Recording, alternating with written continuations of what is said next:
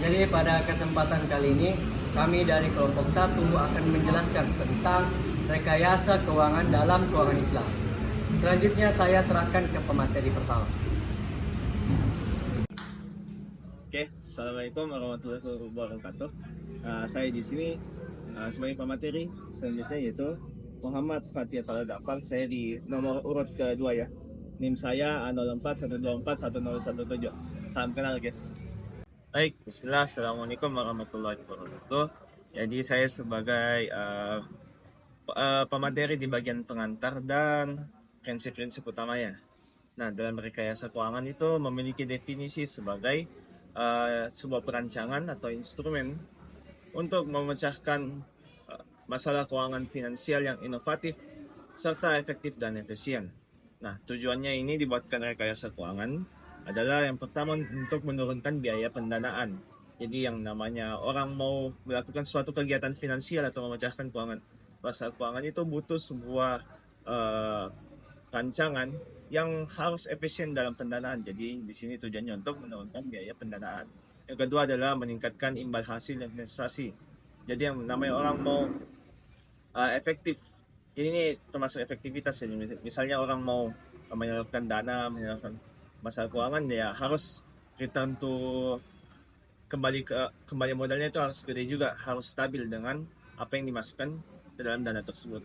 Jadi yang ketiga yaitu meningkatkan likuiditas dan berbagi risiko atau risk sharing. Jadi dalam Islam itu ada namanya risk sharing. Ini salah satu rekayasa keuangan di mana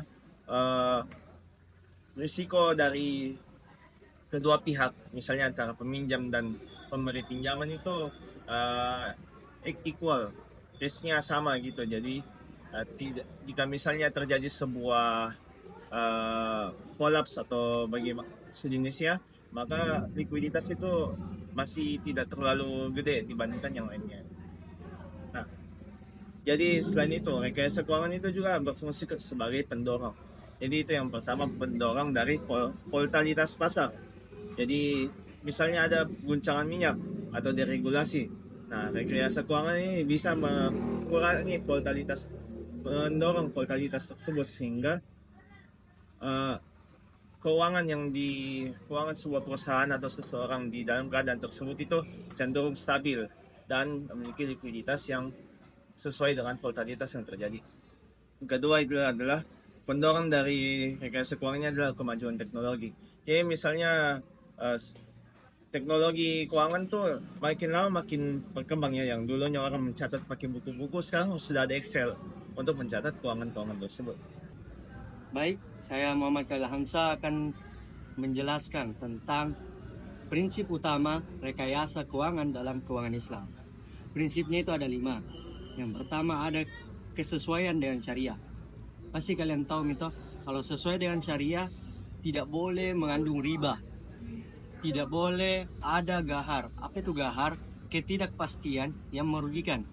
Dan tidak boleh terkait dengan hal-hal seperti judi, alkohol, dan semua yang berbagai hal-hal yang haram. Saya berikan contoh satu. Si A. Si A ini ingin membuka usaha restoran. Ia meminjam bank ke bank syariah. Dia meminjam dengan menggunakan akad bagi hasil yang biasa disebutkan dalam bank syariah, yaitu mudharabah. Kalau contoh konvensionalnya itu, dia meminjam uang di bank untuk membuka usaha, tapi dia sudah ditetapkan riba 15%. Nah, riba itu mengandung sebuah bunga. Jadi dalam bank syariah itu dia tidak menggunakan bunga. Jadi sesuai prinsipnya harus sesuai dengan syariah. Yang kedua itu kebebasan kontrak. Kebebasan kontrak itu tidak melanggar prinsip syariah. Ada kesepakatan dari semua pihak dan tidak adanya paksaan dan penipuan.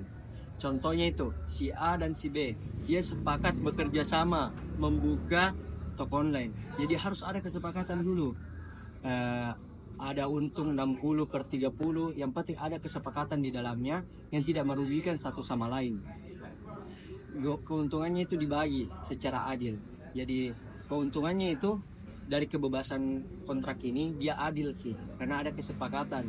Jadi kalau tidak sesuai kesepakatannya batal. Jadi memang harus ada kemauan dari kedua pihak untuk sepakat hal itu. Yang ketiga itu ada dalam keuangan Islam, keuntungan dan kerugian dibagi bersama. Dalam akad mudharabah itu ada namanya bagi hasil. Pemodal memberi dana, baru pengelola menjalankan usaha. Jadi jika untung dibagi dan kerugiannya juga dibagi. Tujuannya itu keadilan dalam semua pihak. Jadi misalnya si A ini dia bekerja sama dengan si B. Dia mengelola perusahaan si B. Jadi kalau si A ini mengalami kerugian dan si B juga mengalami kerugian. Jadi satu rugi dua-duanya. Kalau untung juga untung dua-duanya. Jadi dibagi secara adil. Yang keempat ada itu ketertarikan pada aset real. Jadi transaksi dalam keuangan Islam harus ada hubungan dengan sesuatu yang nyata. Aset real, bukan spekulasi. Contohnya itu jual beli seperti jual beli rumah, emas, barang yang dagangannya nyata, bukan seperti hal-hal yang tidak pasti, seperti ada judi atau hal-hal yang tidak pasti seperti judi dan semacamnya. Yang kelima itu ada transparansi. Semua informasi dalam transaksi harus jelas dan terbuka. Contohnya, harganya, kualitasnya, kualitas barangnya, waktu pembayaran harus disepakati bersama secara transparansi. Tidak boleh itu ada yang namanya disembunyikan atau menipu. Jadi harus transparansi. Perkenalkan, nama saya Warda Destia dengan NIM A01241024. Selanjutnya saya akan menjelaskan tentang pendekatan rekayasa keuangan. Yang pertama itu ada rekayasa balik atau wrapping. Pendekatan yang mengambil struktur produk keuangan konvensional dan memodifikasinya agar sesuai dengan prinsip syariah. Biasanya dengan menambahkan kontrak-kontrak Islam. Kemudian ada pun karakteristik dari rekayasa balik.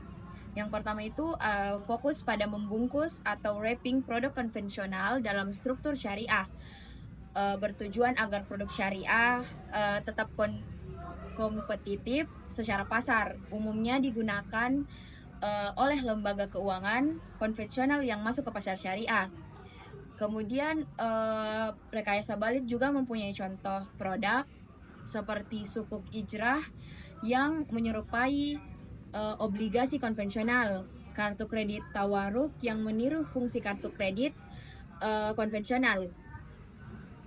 Selanjutnya ada rekayasa inovatif atau de novo engineering, pendekatan yang membangun produk keuangan baru dari nol berlandaskan prinsip dan nilai-nilai dasar keuangan Islam seperti keadilan, kemitraan, dan resiko bersama.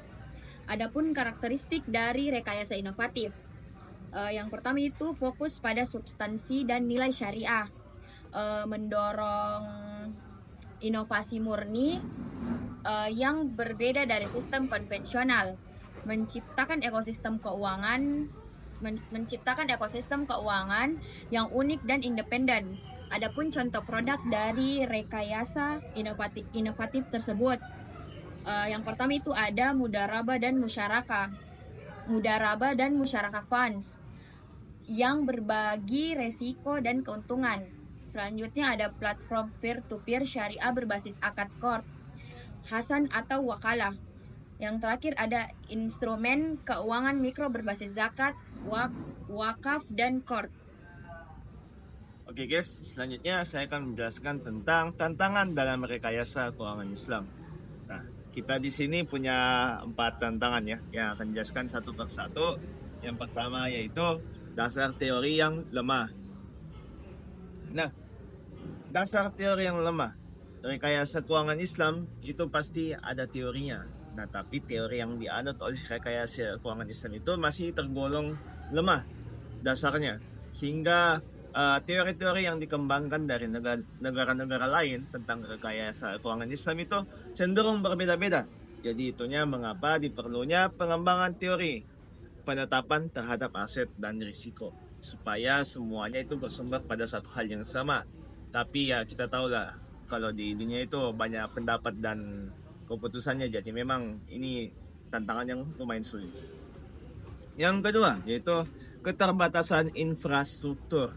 Nah, dalam keuangan Islam itu dia memiliki banyak keterbatasan infrastruktur berhubung dengan prinsip yang harus mengikuti prinsip-prinsip syariah dalam keuangan Islam, sehingga kurangnya pasar sekunder yang liquid untuk instrumen Islam, karena pasar sekunder itu cenderung menjual kembali hutang, sehingga takutnya di dalam transaksi tersebut terdapat beberapa hal-hal yang terlibat dengan riba. Selanjutnya sih, yang ketiga yaitu peran syariah sholat atau peran cendekiawan syariah. Nah, yang namanya keuangan Islam itu kita tidak bisa bergantung sepenuhnya kepada ahli syariat saja.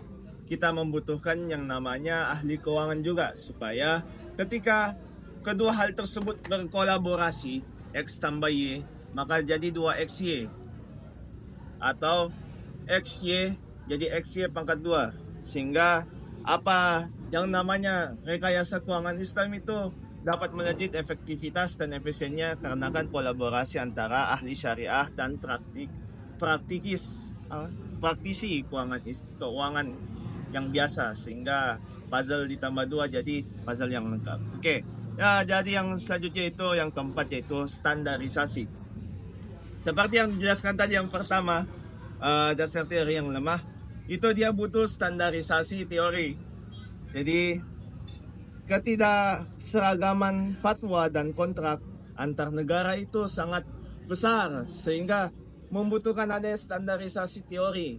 Misalnya di Malaysia pendapatnya mazhab ini dia ambil, pas teori tersebut dia bawa ke Arab, malah yang di Arab yang ya jus. Nah itu contohnya itu standarisasi. Jadi butuh standarisasi teori infrastruktur atau rekayasa keuangan Islam. Jadi itu tadi 4 tantangan dalam rekayasa keuangan Islam yang saya telah jelaskan. Semoga bisa dipahami. Saya berikan ke pemateri selanjutnya. Terima kasih. Baik, perkenalkan nama saya Faisal, saya bertindak sebagai pemateri. Nah, baik, selanjutnya saya akan menjelaskan tentang materi sukuk tamwil. Nah, apa sih itu sukuk tamwil? Sukuk tamwil adalah sukuk yang diterbitkan untuk tujuan penggalangan dana atau pembiayaan proyek. Nah, dalam sukuk tamwil ini itu mendasarkan instrumen aset real dan tidak mengandung unsur riba, gharar, dan maisir. Nah, selanjutnya saya akan menjelaskan tentang inovasi-inovasi sukuk tamwil. Nah, inovasi yang pertama adalah pemisahan kepemilikan aset real. Nah, dalam aset ini menunjukkan bahwa aset real dijadikan sebagai sumber dari sukuk. Nah, yang sesuai dengan prinsip syariah karena tidak berbasis bunga atau riba. Selanjutnya itu ada fasilitas likuiditas berbasis qardul hasan. Nah, qardul hasan adalah pinjaman tanpa bunga, di mana itu digunakan sebagai fasilitas untuk menjaga likuiditas dalam sistem keuangan syariah. Nah, adapun inovasi yang ketiga adalah melindungi nilai-nilai tukar yang sesuai dengan syariah. Nah, ini mengacu pada upaya hedging atau perlindungan nilai tukar yang dilakukan dengan tetap menjaga kepatuhan terhadap prinsip-prinsip syariah. Selanjutnya saya akan menjelaskan tentang kritik dan pelajaran dari krisis keuangan. Nah, yang pertama itu ada kompleksitas berlebihan, yang dimana produk-produk keuangan terlalu rumit dan sulit dipahami oleh investor awam maupun profesional. Contohnya derivatif yang terstruktur secara kompleks. Nah, adapun dampaknya itu risiko yang tersembunyi itu meningkat dan menimbulkan instabilitas karena banyak pihak yang tidak benar-benar memahami apa yang mereka beli atau jual.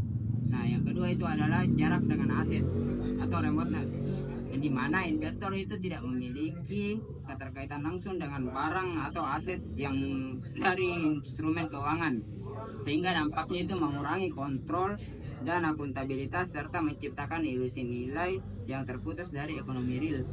Nah, yang ketiga itu ada risiko likuiditas, yang dimana itu pasar sekunder bisa berhenti berfungsi atau mengeras sehingga terjadi krisis, sehingga instrumen keuangan itu sulit dijual kembali, yang dimana dampaknya itu adalah investor tidak bisa mencairkan aset saat dibutuhkan dan memperparah kepanikan pasar. Nah, yang terakhir atau yang keempat itu solusi dari Islam. Nah, sistem keuangan Islam itu menawarkan pendekatan dengan prinsip. Yang pertama itu ada transparansi, yang kedua kesederhanaan, dan yang ketiga itu keterkaitan dengan ekonomi real atau setiap transaksi terkait dengan aset yang nyata seperti barang, jasa, atau proyek. Mungkin sekian dari saya. Jadi kesimpulannya itu, rekayasa keuangan Islam berpotensi besar, tetapi memerlukan penelitian mendalam untuk mendalami berbagai teori, pengembangan teori, kolaborasi antara akademis, praktisi, dan ahli syariah, dan standarisasi produk dan regulasi.